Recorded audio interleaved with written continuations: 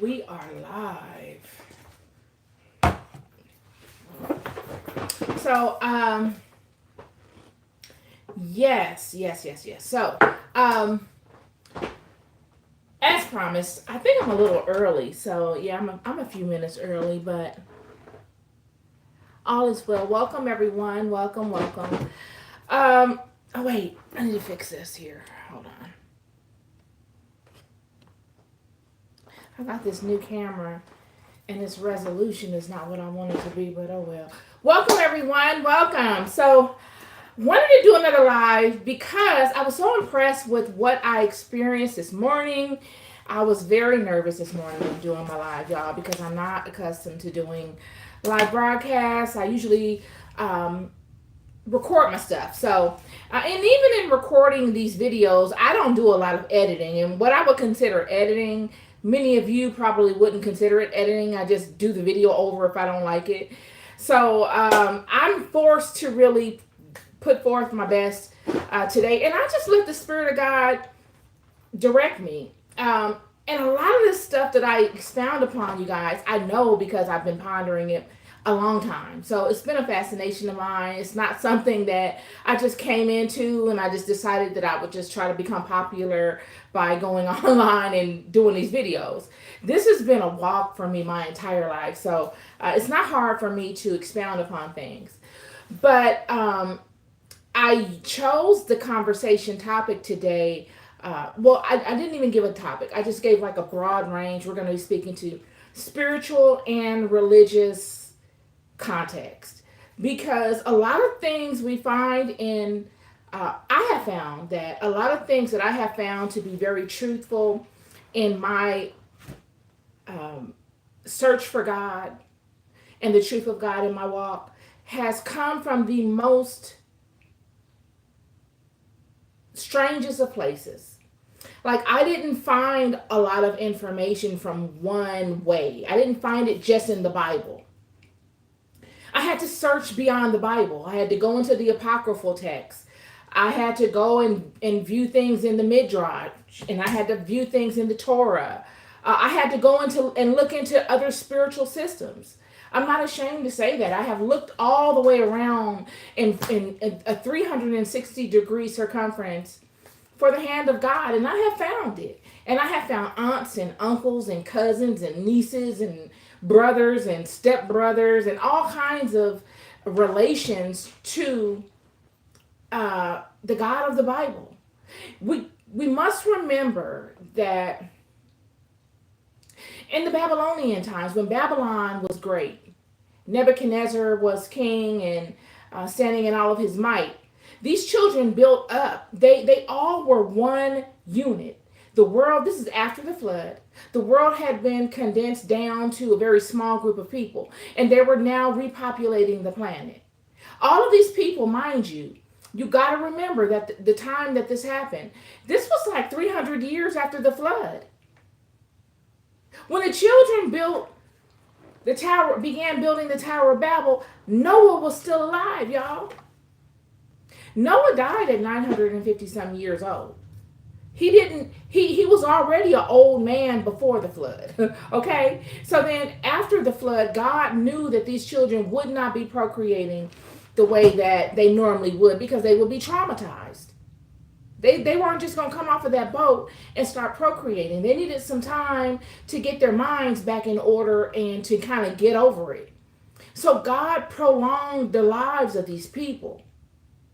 Had he not, they would have just went off into, everybody would have just transitioned, and there wouldn't have been enough head count to keep the people alive. So what I'm getting to is that the Tower of Babel was built hundreds of years after the flood. So that means that those people that built the Tower of Babel were some of the same people that experienced the flood. And or those people that began building the Tower of Babel had amongst them, this is really important, they had amongst them those that had lived on the boat and came off of the boat and saw the world before the flood and saw the world as it was at that time. So they could actually go and seek someone out in the physical, sit in an audience of these people and hear exactly what happened. And you mean to tell me that these people, having all of that information, saw the wrath of God and decided to try God again?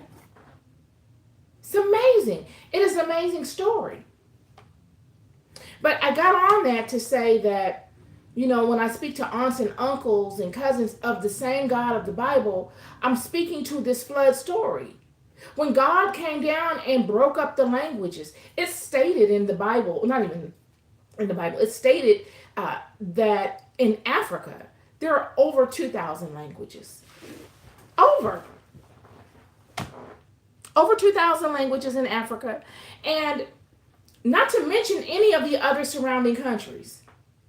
All of these people were scattered. They were one unit at one time, and they were broken down into multiple divisions of one another. And we've been divided ever since. But that's not the reason why I wanted to do this. I don't even know what this is. This is not a podcast. I guess it could be. Maybe I should do my podcast this way. But this is just a live that I'm coming up with. I just move dynamically, and it just occurred to me today to do this. So it's still in the making. But I put this together because I want to speak on some things today. I know tomorrow we're approaching Easter Sunday, Resurrection Sunday. And I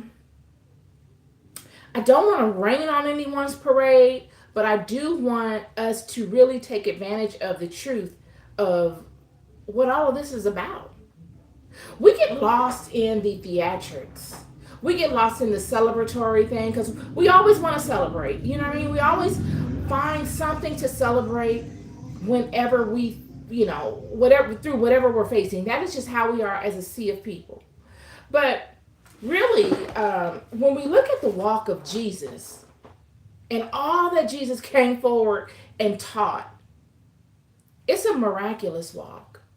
It's a walk of dedication. It's a walk to show the power of the house, of the vine. It's a walk of deep betrayal. It's a walk that shows the ignorance of the people that he came forth solely to enlighten. It's a walk that shows how deeply blind we are, how easily turned we are. And it's also a walk that shows the desire of those that felt as if they never had an opportunity. And I'm going to get into that today. When Jesus came forward, I did the Bible study on Samson and how Samson was born a Nazarite at the womb. Meaning, God sent an angel to Samson's mother and gave her strict rules as to what she should and shouldn't eat. Because she had a Nazarite in her womb. God would bless her with the son that would grow and be a Nazarite, and he will be doing miraculous things in the earth. This is royalty. She has royalty in her womb. Well, Jesus was born of Nazareth. He was born of a town called Nazareth, which is synonymous to the Nazarenes, the Nazarites. These are your priests. These are I did the Bible study on the Essenes. These are your original Christian house. These are the people that the whole system of Judaism is based on. We got two systems going on here. We got Christianity and we got Judaism. The Nazarenes are the ones that came with the entire philosophy that both of these systems terminate off of. The Essenes, the Nazarenes, the Gnostics, all of them you could look at as one unit. You had your more high-ranking, very devoted of the group. Then you had your secondary, which were as devoted but really weren't as high ranking. Then you had your third battalion, if you want to call it that, which would be your Nazarenes, which were your people that actually went about life. They weren't the high ranking priests, but they were priests. Their rules were a little bit more lax. They weren't as structured as the other two groups, but they all fall under the same house. They all fall under the same belief system. Nonetheless, Jesus is born in Nazareth. Samson is a Nazarite at birth. Samson is the first person ever in the Bible or anywhere else that is born a Nazarite at birth. You don't see that anywhere else. Nonetheless, Jesus comes forth and he is born into a family of these people. Jesus' mother Mary was a very powerful spiritual woman. I did a Bible study on it. I don't need to go into detail unless you have any questions. I don't really feel like I need to go into detail. But she was a very powerful woman of spirit. So he had a structured environment that he could learn all that he needed to absorb from. He had a safe, structured environment that would cultivate him in a way where, coupled with the abilities that God gave innately to him, he could maximize on his calling. He could do more with his calling than many of us that do not have such an anointing by God. And he had the system in place by his family and their group of spiritual brethren to support him in his ascension. And he comes forward at a particular time when he was ready, when he was at his, and my chair makes this weird noise, y'all, so this is my chair if I move. But he comes forward at a particular time where there is turmoil amongst the children. You see, these children have constantly found themselves in this state of ignorance. You can look in the Bible and you can see that these children have lost their way more times than anybody could count. I can't even count how many times these children have lost their way. And how they continuously lose their way, we could spend all day. That's a whole nother conversation. They've continuously lost their way. And Jesus has come forward because, and let me know, you guys, this is why I did this live, because maybe you can keep me from expounding on things that you already know. You know what I mean? We can fine tune this and you can say, okay, we got that part. Talk about this. Okay. But if not, I'll just keep going. He came forward at a time when there were powers that had came in and invaded these areas. Rome has come in and taken over. They have Hellenized the entire population, all of the surrounding countries. Everything has been turned upside down. And they have taken all the sacred texts. Oh, hey, is that Randolph? Okay, I think it was Randolph, right? Correct me if I'm wrong. Welcome, welcome. All of you guys, welcome. But they have come and they have hoarded all the sacred texts. Okay, so we already know that Babylon has fallen. All of the people have been scattered. Now we have all these different nations of people. Everybody's speaking a different tongue. Nobody really remembers that we were all connected, but we're all speaking the same storylines. And all of these people are naming these different gods, different names because of the breakdown in the language. But most of these people are speaking of the same God. They're all speaking of the same thing. They just call it different names. Nonetheless, I lost my train of thought. So nonetheless, Jesus is on the scene now, and he comes forward during a pivotal time, y'all. Rome has taken control. A great light has shone on these people. They have come into a knowledge that they've never had before, and they have come out into the world with a vengeance. You got to give it to them.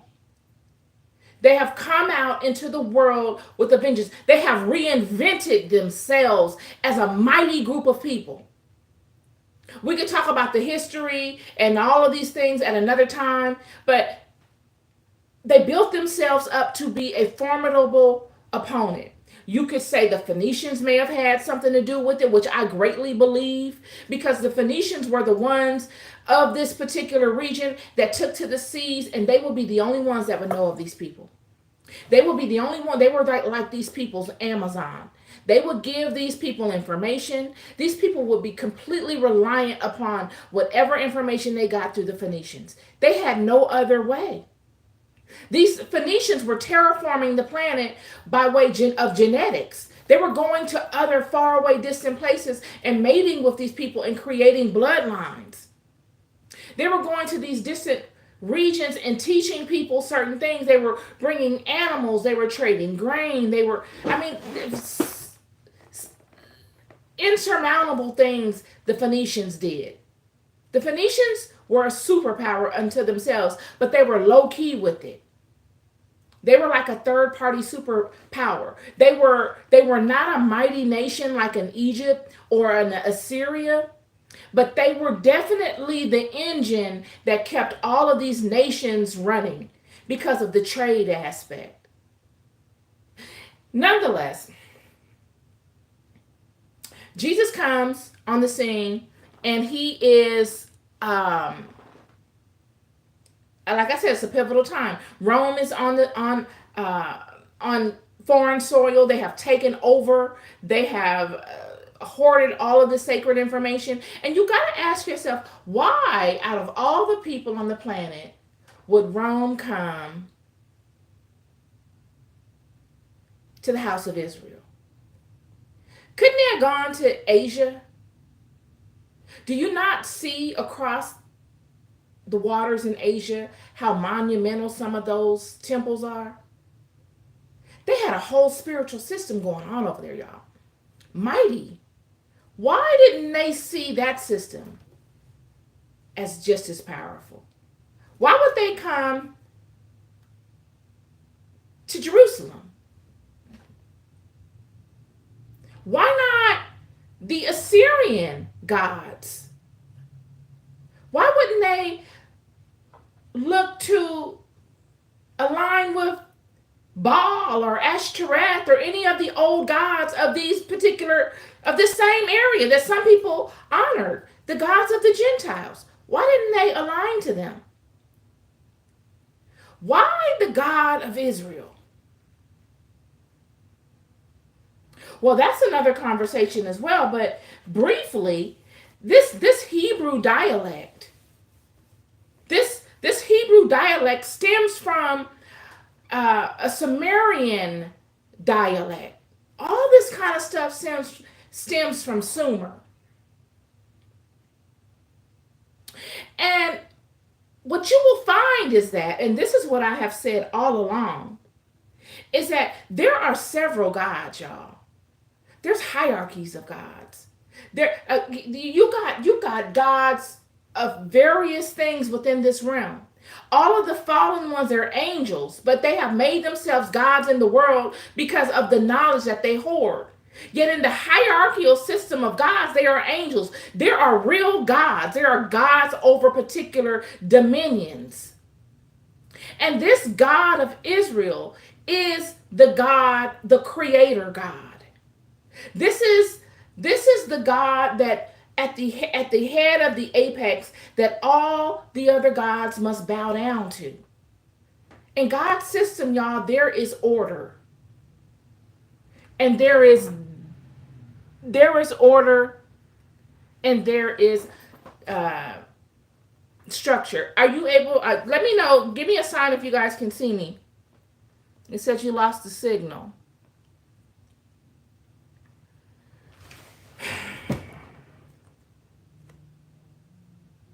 I don't know what to do if I lose the signal. Do I log off? Can you see me? Anybody?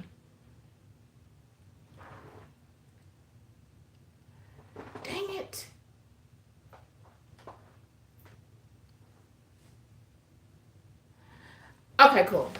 All right, so what I'm getting to is lost my train of thought. What I'm getting to is that when you look at Jesus's walk, Jesus comes forward and he begins to do miracles amongst the people, and he begins to heal the sick. But mostly, what he begins to do is to reestablish God's truth. Because what has happened, and what the demons and the genies and all of Satan's minions do is they are masters at confusion. So when Rome came and they hoarded all of this knowledge, and I want to give it to Rome in a sense, they hoarded the knowledge because they wanted to know. I truly believe they hoarded the knowledge because they wanted to know, but then there was another aspect to that. See, we must understand that all of us are being directed by a bigger hand. When you think you're making decisions, is it really you making the decision, friend? Where is that thought coming from? So these individuals that are living in the unseen are far greater, more powerful, and wise than we are that are in the physical manifestation. These that are living in the unseen have an infinite amount of time to be conscious. Many that are in the unseen are just people or entities that were in the living realm as in a physical body like we are. They know this world just like we do. They just transitioned. So in transitioning, they take with them all of their knowledge of the physical world.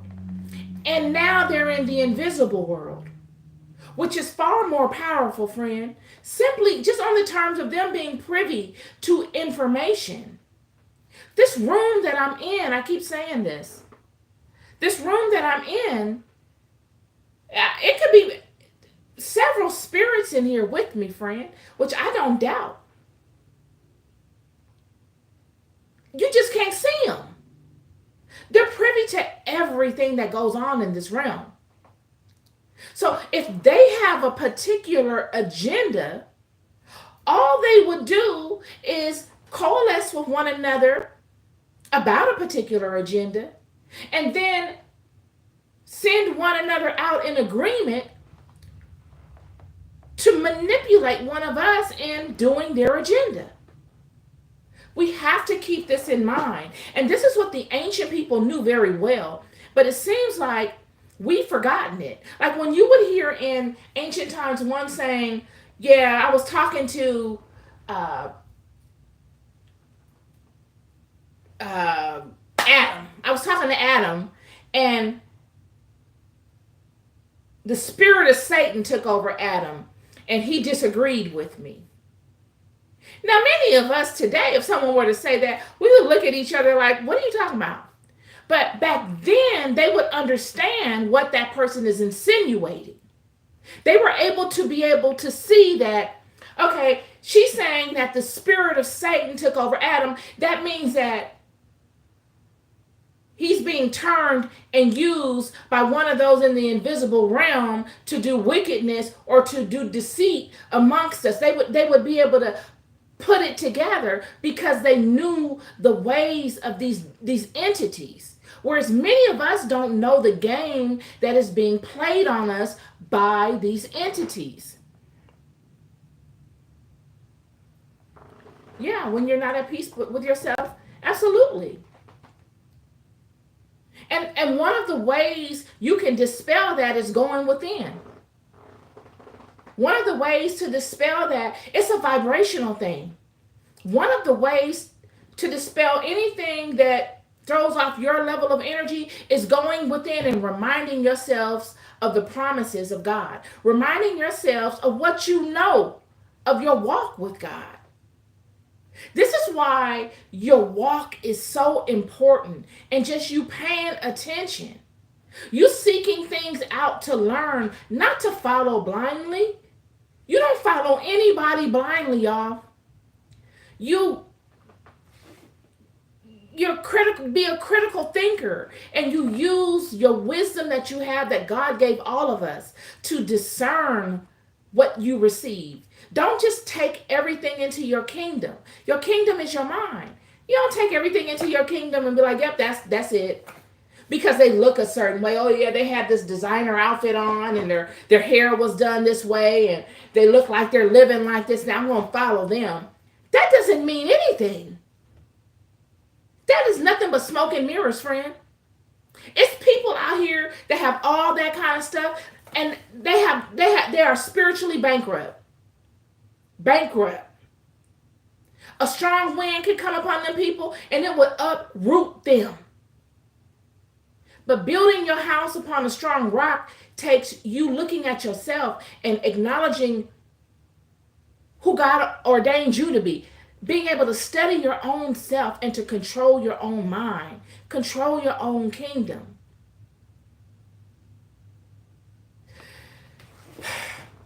So, like I was saying,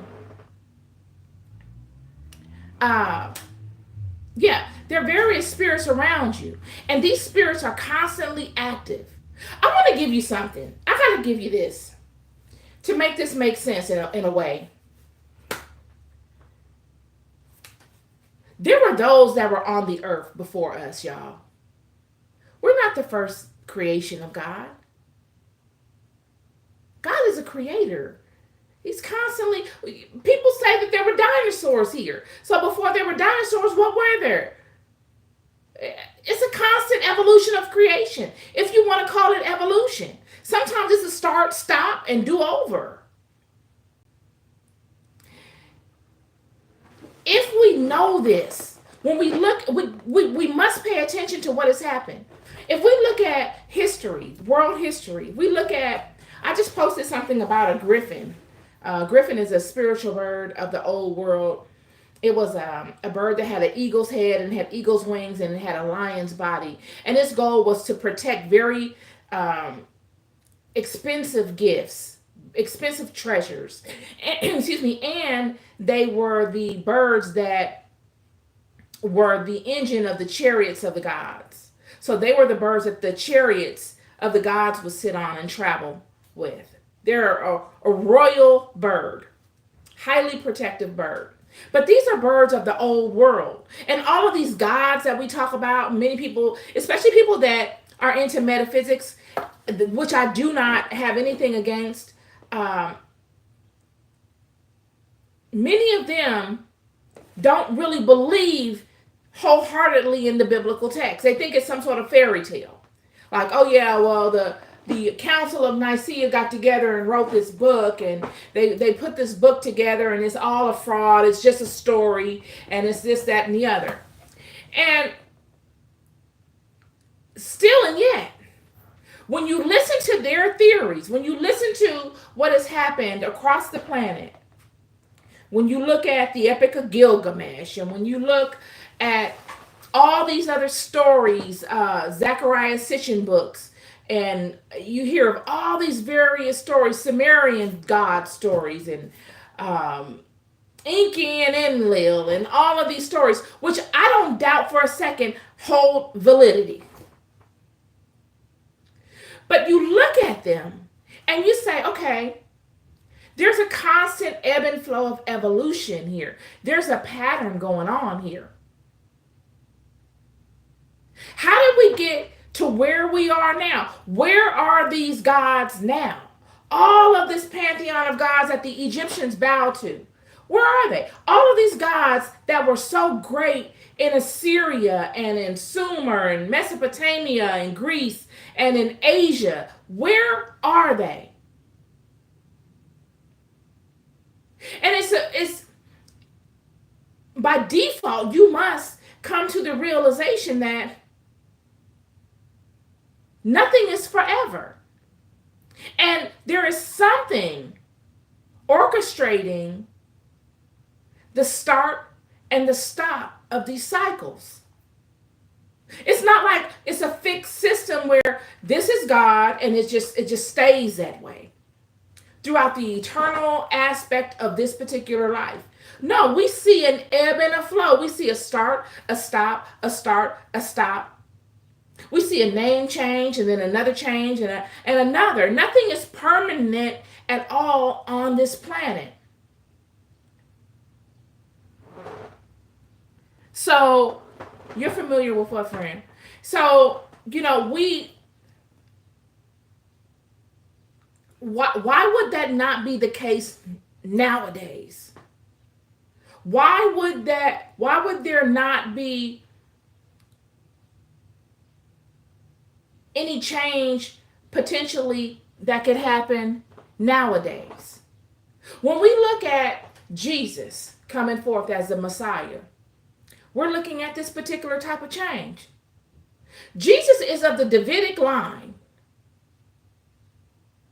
But when the children were first created as a nation, didn't God set that up through the Levitic line? Griffin. Yeah, that's one spelling. And then they have another one. This is with the Y, Gry. There's different spellings, but yeah, Griffin. Mm-hmm. But didn't Jesus, like I said, Jesus came through the Davidic line. And he's the Messiah. But initially, the priesthood was not through the Davidic line. There was no Davidic line when the house of Israel was initially formed. The house of Israel was initially formed but the house of Israel was initially formed, and God established the Levitic line to be the priesthood. How does God choose these particular lines to be his priests? Is there a particular genetic disposition going on here? Or is this, because these people came from a particular type of lineage? Was it because of one of the tribes doing something? Did the Levites do something special? Yes, they protected the name of God at that time most fervently. And that is why God chose the Levites to be, hey Devontae, they chose the Levites to be the priesthood. Follow me here. God chose the Levites to be the priesthood because of their actions, what they did to honor the name of God amongst men in the world. That's why God chose the Levites. Now, where the baton was handed off to the Davidic line, it doesn't really say whenever you look it up, but from what I've read in the Bible, the distinguishing factor is through action again.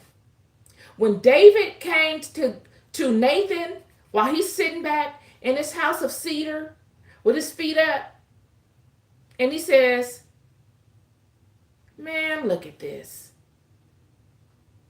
All that I have gone through, look at how God has blessed me. I don't have an enemy to be found. I'm in this house. I could never have imagined being in such a place. God has allowed me to be able to call on the masters, kings of the nations, masters that build palaces for pharaohs and kings. I've been able to call upon them and have them come before me and draw out blueprints of this house that I'm now sitting in. Whereas a year or two or three or four or however long before, I was hiding in a cave, using the bathroom behind a cave, hiding from someone, being hunted. And now look at me. And then he says, and that Ark of the Covenant, that article of God, that one article of God that we have constantly amongst us, that's the only thing amongst us in the physical form outside of one another that has led us to such tremendous victory, is sitting in a tent in the desert. David could have been doing anything else, friend. He could have been eating grapes. He could have been laying up with a whole bunch of women. He could have been on vacation. He could have been doing all of that at once. But he thinks of God, and he is so grateful for his relationship with God, that he thinks to call his prophet who was already there. Because I keep telling you, you go through enough in life, friend, you'll find out what matters. It becomes very clear to you. You don't even have a desire to entertain anything that doesn't matter. And he says, Nathan, what do you think? He don't even make the decision on his own. He asks Nathan to ask God, is that okay? He doesn't make any decisions on his own because he is so concerned about his relationship with God. It has been ingrained in his mind that this relationship is worth more than anything I could ever get in this life. Can't nothing replace it. If it ever leaves me, where would I be? I don't hold anything above it. I'll do anything for it. And that decision to go before God proactively on David's part allowed God to make the executive decision to change the flow of the priesthood from the Levites to the Davidic line. That's where it went. That's where the change or the transition happened. And from that point on, that is how the line could go and Jesus could be born the Messiah. Now, I want you to rest on that. Because when Jesus comes forward to the children, and he makes it very clear who he comes forward for. He says, I come forward for the house of Israel, for the children of Israel. I don't come forward for all the rest of y'all. And I know many of you are going to say I'm being racist and this and that, but my people are in bondage. My people are being persecuted. I need to help them. But really, the reason why Jesus came forward, friends, is because this life that we live in, it's not a long time here. You know, you're good if you live 110 years. I know science is advancing and there's people living longer, but many of us don't see people living past that. 115 years, if that. And the quality of life at that stage is just not, it's not like you got somebody 110 coming over to play cards with you on Friday. They're usually laid up somewhere, you know what I'm saying, incapacitated to an extent.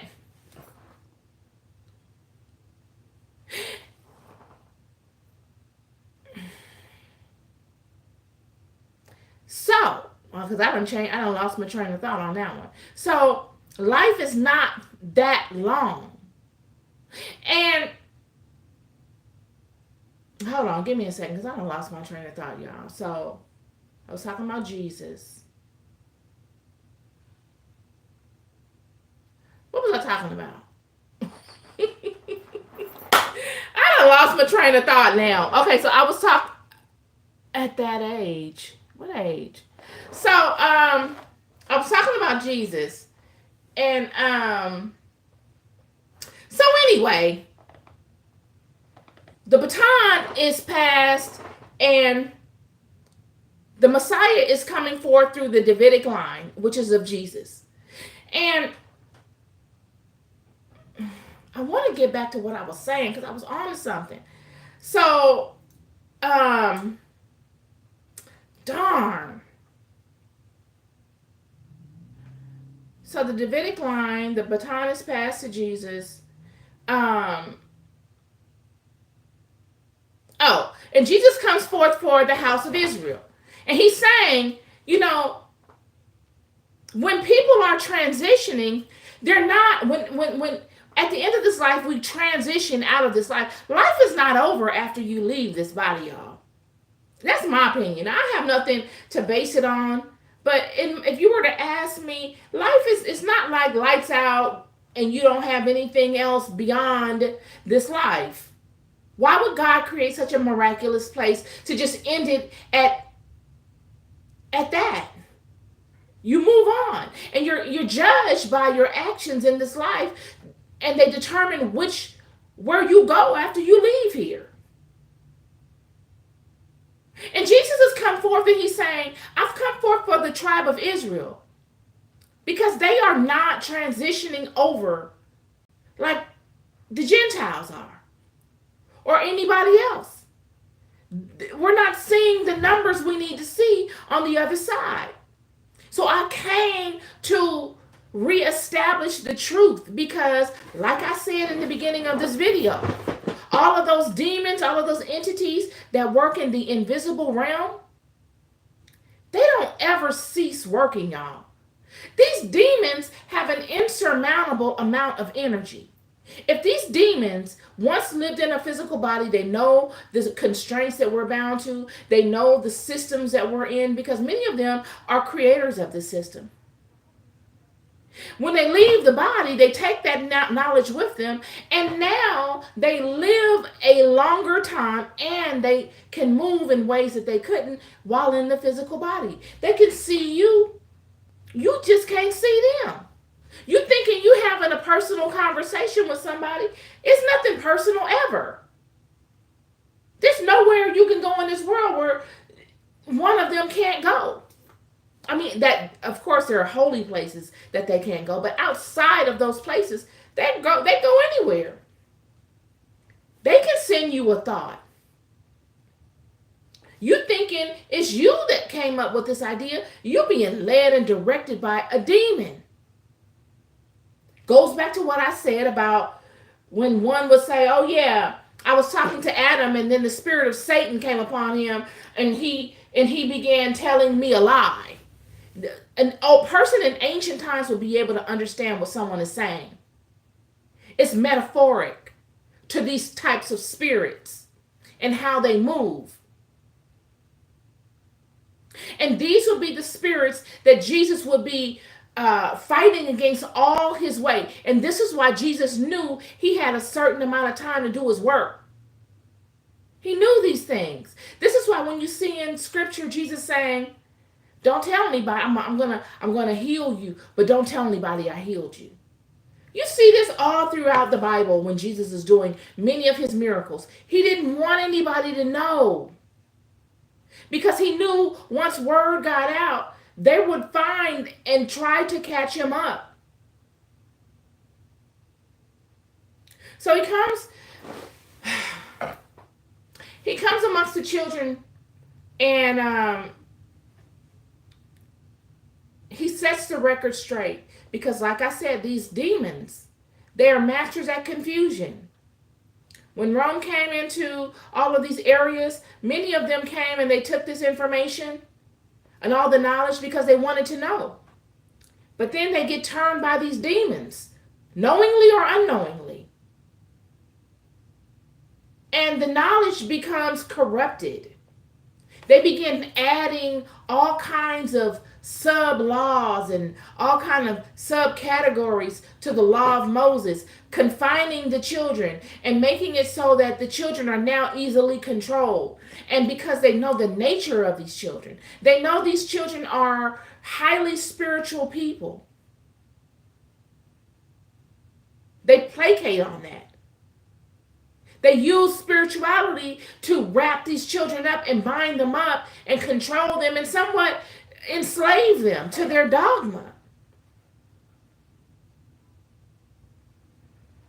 So Jesus comes to set the record straight, because those in heavenly places that receive the prayers of these children are understanding what's going on. Your prayers don't fall on deaf ears, friend. If you know how to pray and you pray sincerely, your prayers will reach where they need to go to be heard.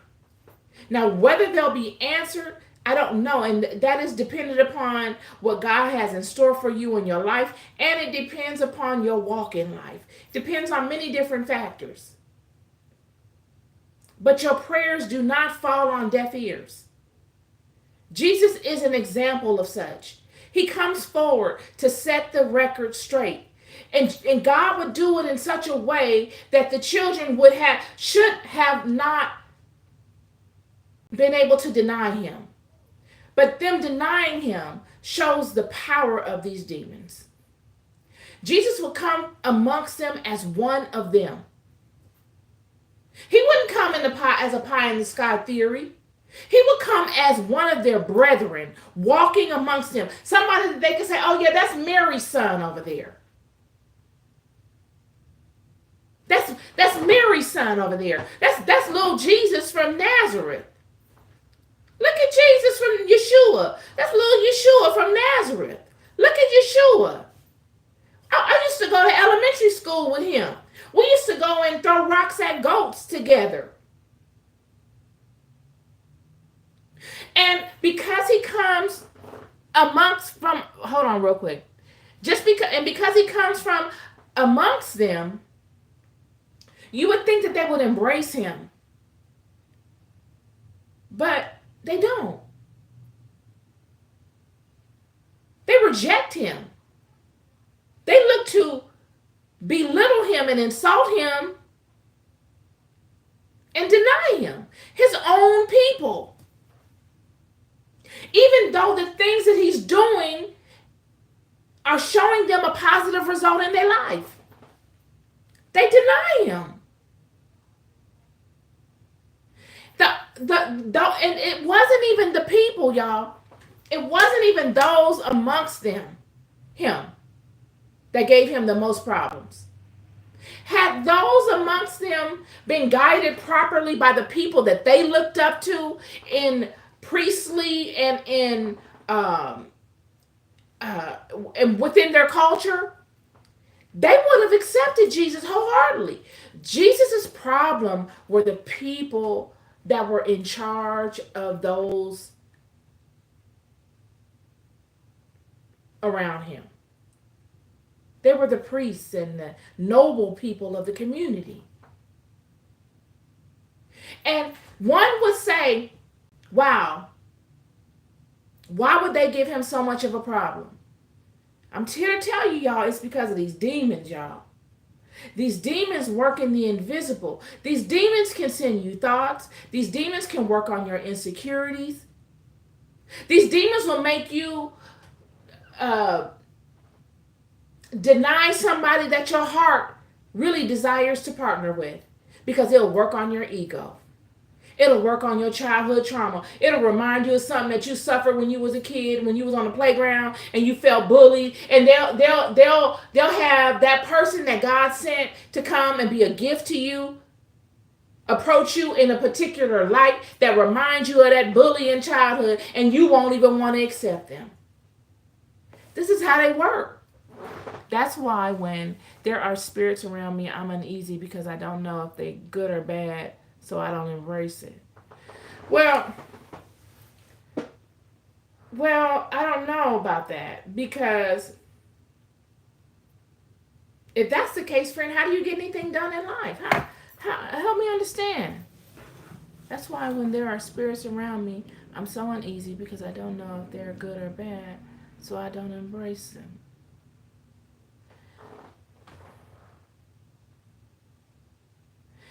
Well, I'm going to say this to you. When you begin to stand in the truth of yourself and you study your walk and you align to the Word of God,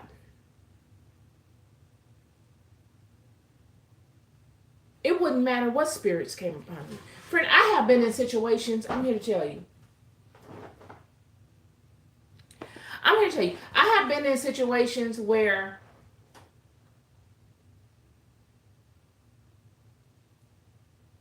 I have felt such negativity around me. I'm talking about just chilling negativity. Chilling. And the only thing that I had to pull from that could allow me to withstand that. Because when you're in that situation, there's nothing you can do. Where do you go? Where you gonna run to? Do you run away? Do you cry out? You could do all of that and it doesn't matter. You look like a crazy individual because there's nobody there but you. All of this is mental. And when you find yourselves in those situations, for me and what I've done, was I have reminded myself of the promises of God. I have been able to look at my walk in life, y'all. This is why it's so important for you not to have any doubt in your heart about your own walk. You've got to be able to reconcile your own books. You've got to be able to look at your life and say, I've honestly done the best I could in this life. I'm not perfect.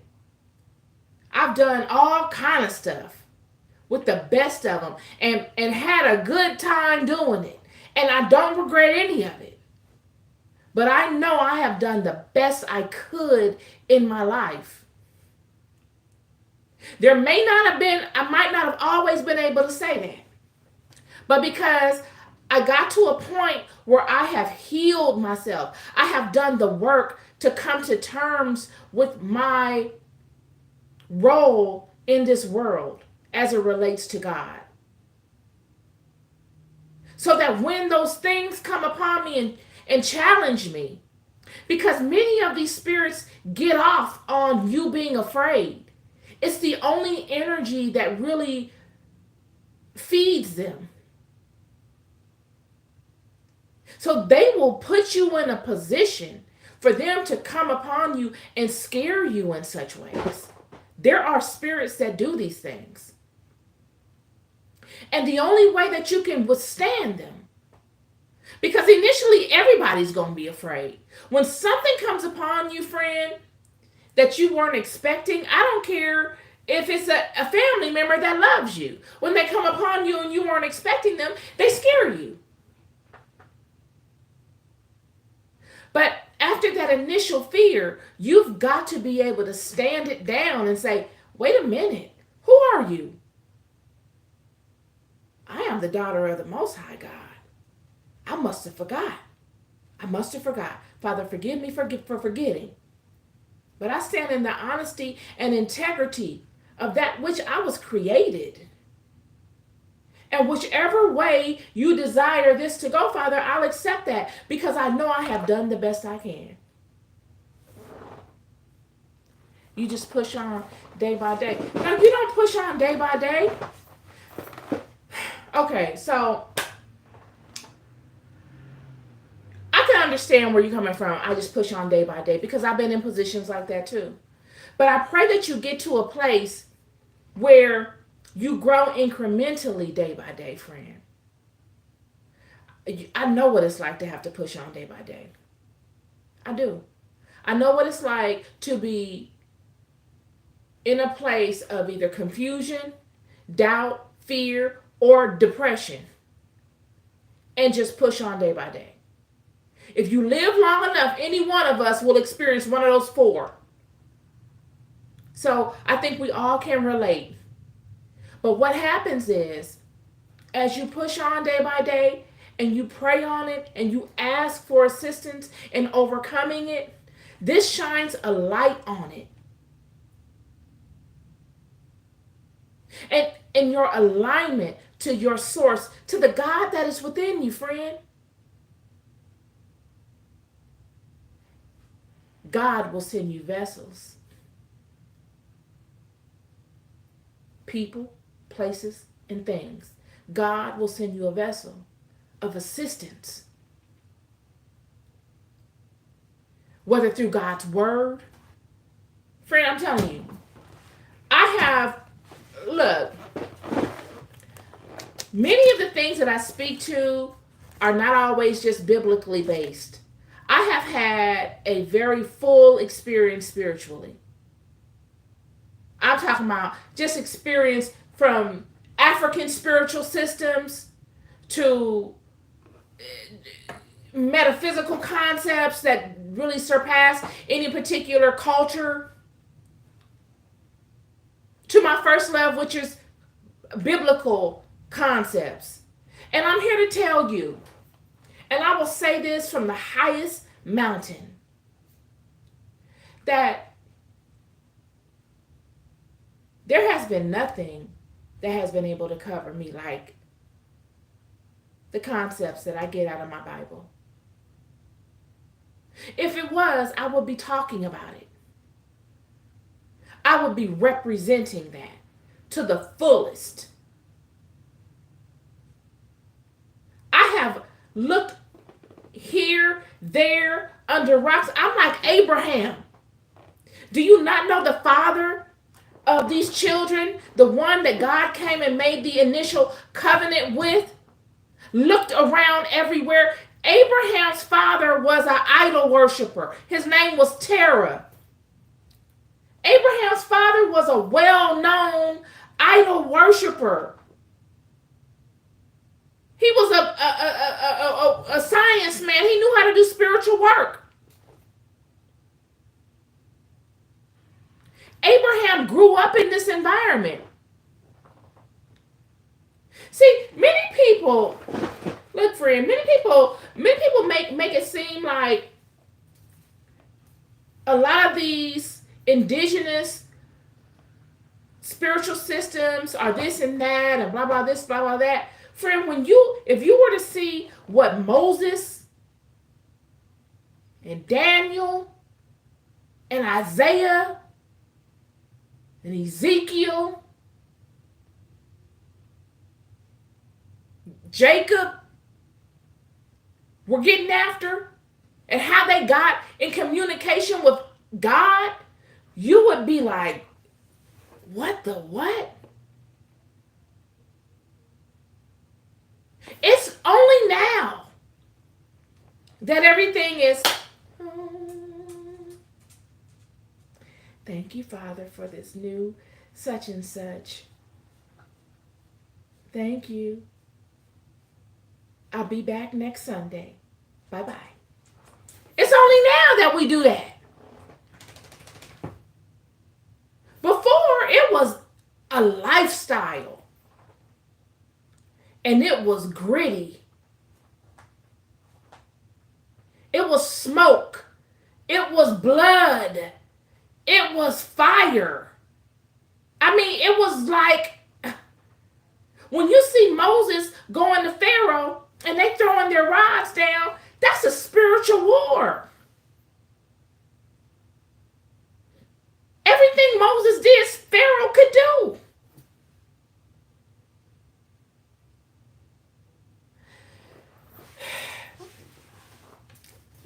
So I really want this to be a place where we could get to the real stuff of what this book is talking about. Because when I tell you this book is packed with power, it's power at certain levels though. And it meets you where you're at. But the deeper you go into it, the more you align in it and you align to it, the more space it grants you within it. And Jesus is no different. Friend, Jesus was a powerful man of spirit. Jesus wasn't no joke. This is why Jesus' name is so pronounced even now. These are deeply spiritual, esoteric concepts. And he's coming forward for the children to set the record straight, to tell them that, hey, you're confused. It's not that deep. It's not that deep. The kingdom of heaven is within you. Okay? Kingdom of heaven is within you. That's number one. Do not fear. Don't fear. It's okay to fear initially. Anybody walking up on you, I just said your mother, if she walked up on you in a dark room and you would immediately be afraid, but then you recognize, okay, as mom, okay, I'm not afraid no more. When God says do not fear, he's saying don't make it your home. None of God's children were created to be weaklings. We are courageous. And I'm not talking about courageous like, yeah, we're going to go out and overtake you. And no, we're courageous in our knowing. We are formidable. We are capable because we were led in a way that made us formidable and capable. We're solid because we know. There's no wind that can come and uproot us.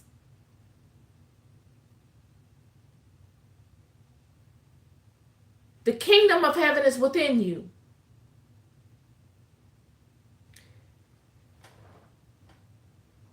Jesus is saying, you don't need all of these various idols that these people are praying to. You can go directly to the Father. That is what makes you a child of the Father. You can go directly to the Father. But some of you have been burdened down with so many sins. You've taken upon yourselves characteristics of these other people that are around you, these Gentiles. You've begun doing things that these Gentiles do. And in doing so, now it's difficult for you to go to the Father. You can't directly access that power because you're not living in alignment to that power. But what he did was he said, in order to get to that power, what we're going to do now is I'll allow you to go through me to get to the power. In the instance that you cannot align directly to it. Whereas before, if you couldn't align directly to it, nor if you were not of the house, you didn't have any access, friend. It was too bad for you. But that's not what I want to get to. I mean, I got to that, and that's very important. But what I want to get to is, see, tomorrow is Resurrection Sunday. And my reasoning for bringing all of this up is to lead you to learning exactly how we got to this Resurrection Sunday. Had Jesus been accepted, we wouldn't even be having this. The world would be so much more different. But because he wasn't accepted, why? Because of the demons. The demons and the unseen. They turn people. They will cast one that comes to assist the children in the wrong light, and the children will rebuke them.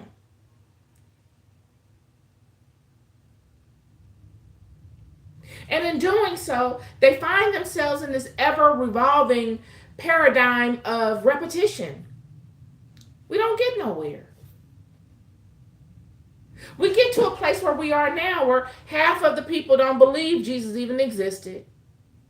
We get to a place where those that do believe Jesus existed are bound by so many rules and dogma that Jesus came and spoke against that they don't even get the full experience of all that Jesus was talking about.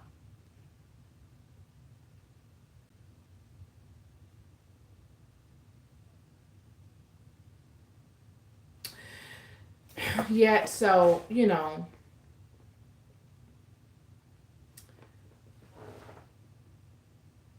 nonetheless,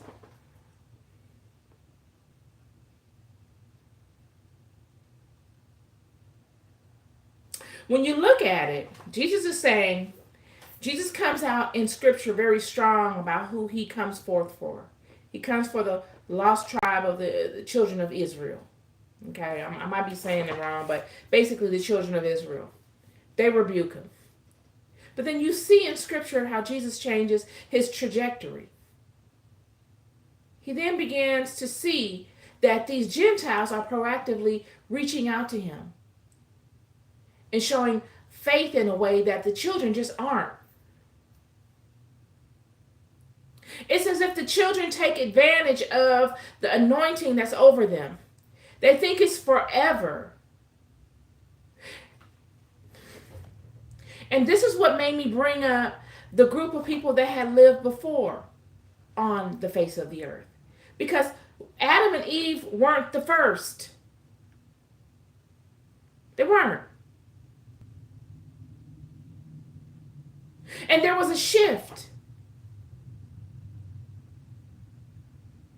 And when that shift happened, those that were on the face of the earth were sent to another area, the water.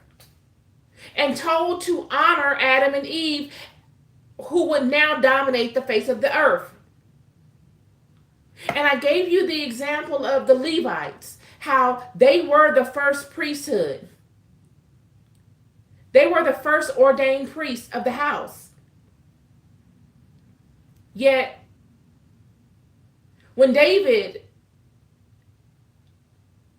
so intimately thought of all that God had done for him and took it upon himself in his free time, when he had choices and options, to think of God and ask Nathan, would it be okay to build God a house, to build a house for God,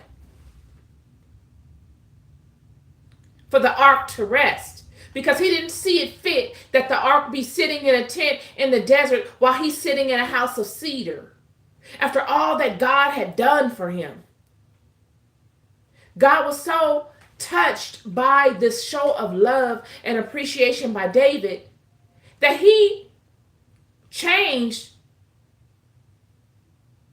the way that the priesthood would be handled. And he would take that baton from the Levites and give it to the Davidic. This is what I'm showing you, is that nothing is permanent with God. Do you not think that the Levites were banking on always being the priests? Nowhere in scripture did it show that God would change it.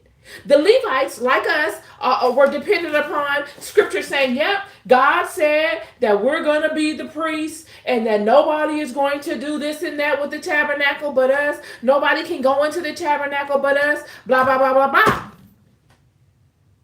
Just like we hold God accountable to God's promises for us.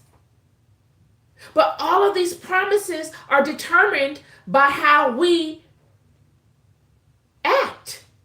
What actions are we taking to solidify and to keep this promise intact?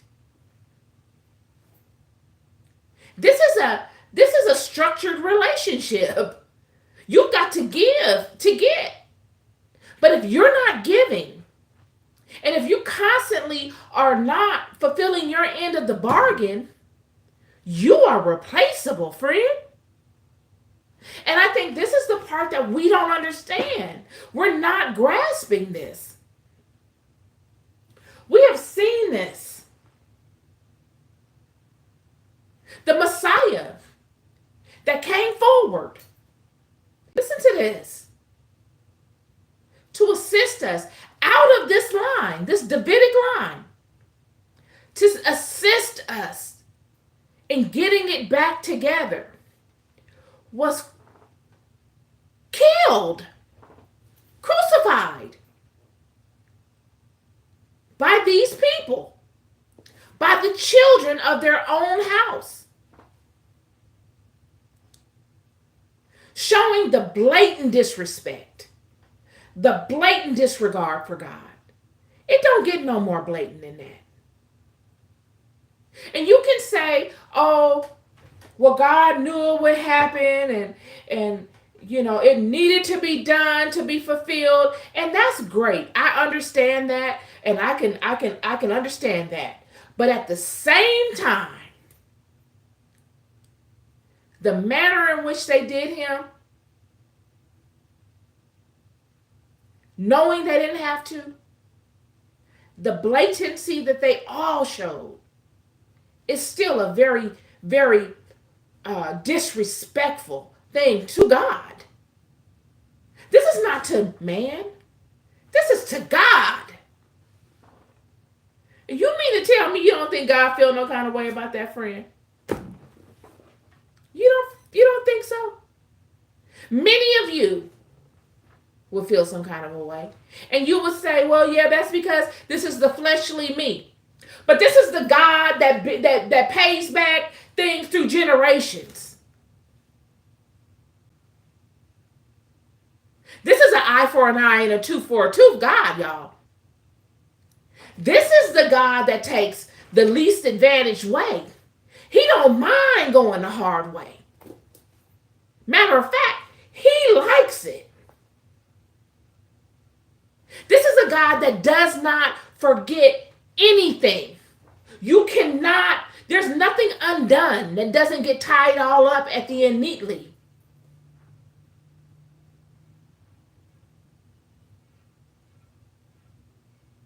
And this is my reasoning for coming forward with this, is that a lot of things we take for granted. I did the thing about the video the other day. I keep repeating it, but I keep going to it because Spirit put it on me to say about blind Bartimaeus.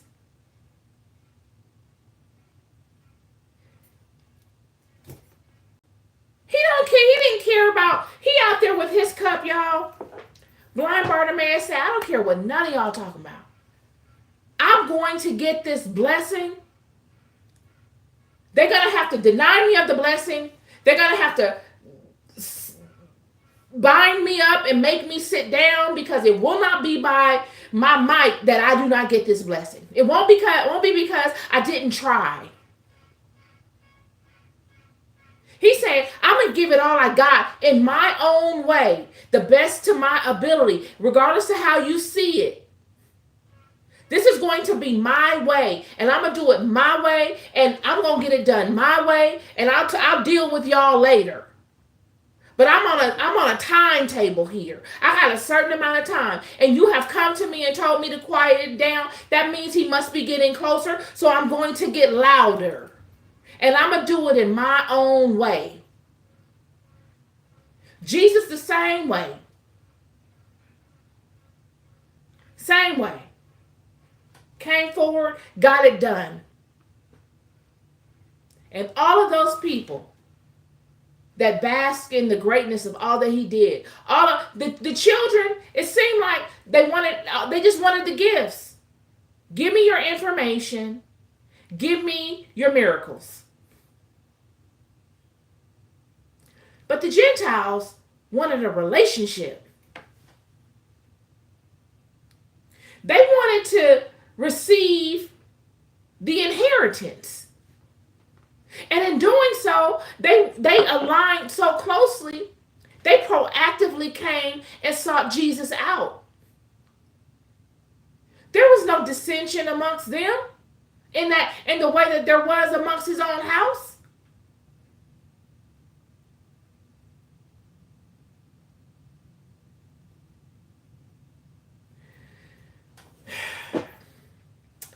I don't know. Anyway, this is my live podcast, y'all. This is my podcast. Not even my podcast. I guess I want to make this a podcast? Because I surely just said podcast. This is my live conversation for you today. And yeah. This is it. When we look at all of these things, there are things to ponder. We take a lot of things for granted. We think everything has to be the way it is. It does not. Nothing is ingrained in stone. All you got to do is just take a look back into history. Nothing is ingrained in stone, friend. The advantages you think you have are not permanent. They are dependent upon what you do with them. This is an action-based sport life. It's all action-based. It's about what you choose to do with your life and your gifts. Yet if you squander them or hoard them and only use them to better yourself, then you are falling short of the mark in which they were given to you to do. Your gifts were given so that you could use them to help somebody else.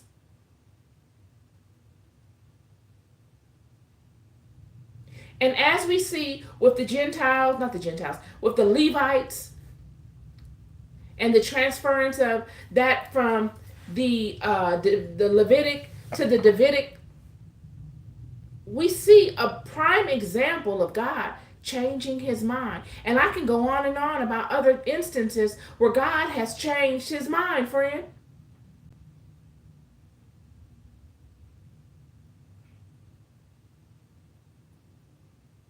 and the treatment of his son, one that came amongst us to tell us the good news of God, tell us shortcuts that we can utilize in real time to reach God. Jesus said, these things that I'm giving you, those of the Old Testament, wish they had. They wish they had somebody like me amongst them in real person that could bounce ideas off of them and multiply himself amongst 12 to go out in the earth and heal folk. They didn't have that in the Old Testament. All these luxuries. And then he gets massacred by these people. You don't think God feel no kind of way about that? I'm serious. You don't think God holds that against those that did such things? When we look at Jeroboam, when we look at Ahab and Jezebel and all of these people that have done terrible things against God's children, and how God punished those people, you don't think God punished them people that did such things to Jesus? Or you think he just forgave it because you believe in Jesus and you got baptized? Do you really believe that? Because that's part of the problem. This is part of the situation where you're not absorbing the totality of what happened. You can throw it off and say, okay, I'm just going to go get baptized now, and I'm going to have faith in Jesus, and everything is fine.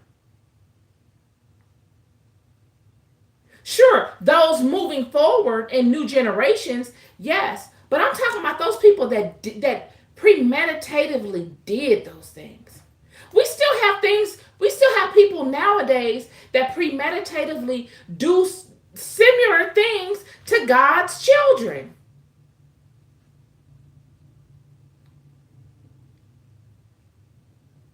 We are at a pivotal time, y'all. We are. And it's kind of like we're at such a pivotal time where we have to have these strong conversations to shake us out of our sanctified sainthood kind of stuff. Are you really that sanctified? Are you really a saint?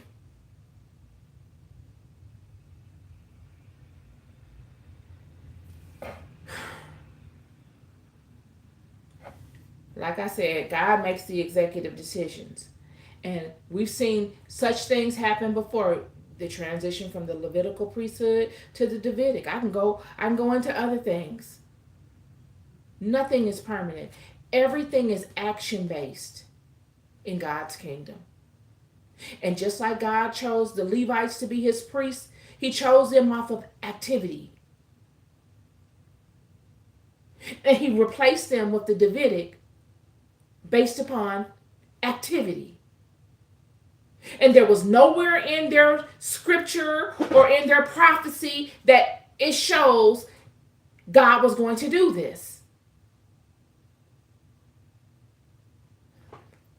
This is my conversation for you. What are we talking about here? Let me see. I love it. I can't answer that because I don't know. Well, what don't you know, friend? What were you talking about? Do I think? What did I ask? What did I ask? I can't recall.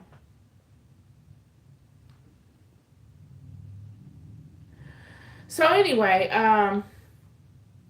yeah, this is a touchy conversation for me when I talk about Jesus because it was just so unnecessary how they did Jesus. It wasn't even it was unnecessary. It was completely unnecessary, and it was wicked when you really read it. When you really read it, it was wicked.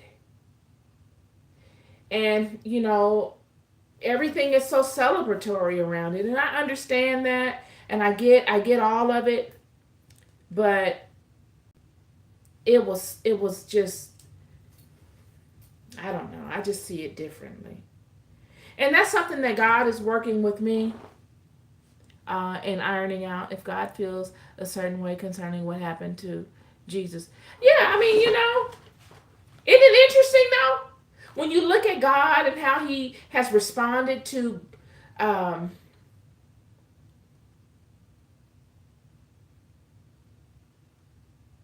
the behavior of others before Jesus, it's just interesting.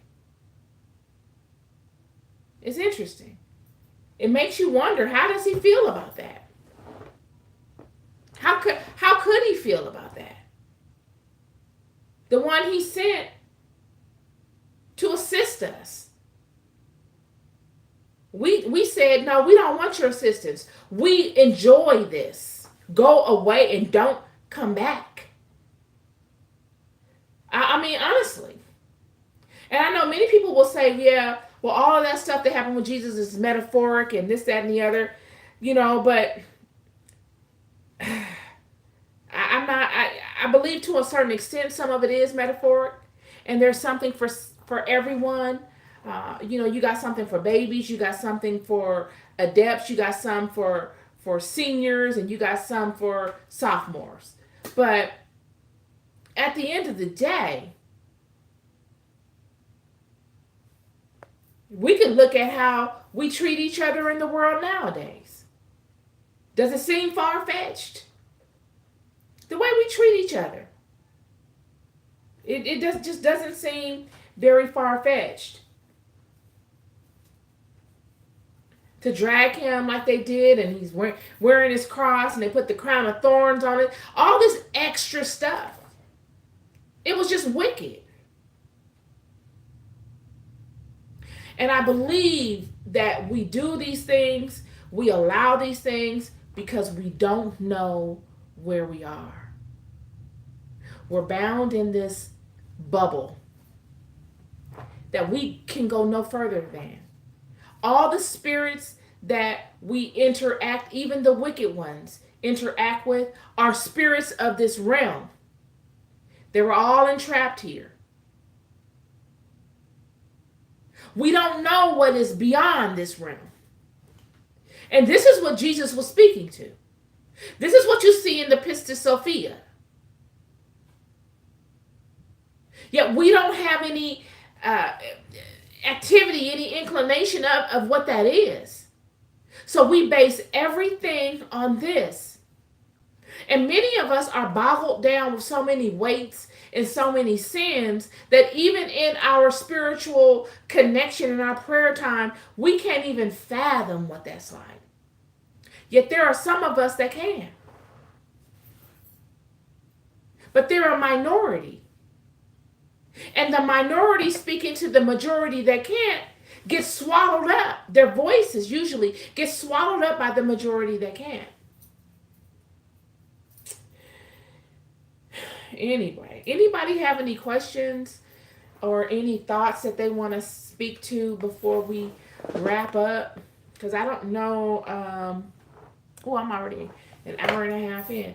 I don't know anything else that I could say. Looking to get better and stay more on track with the particular cadence of the conversation, but yeah. Anything, anybody?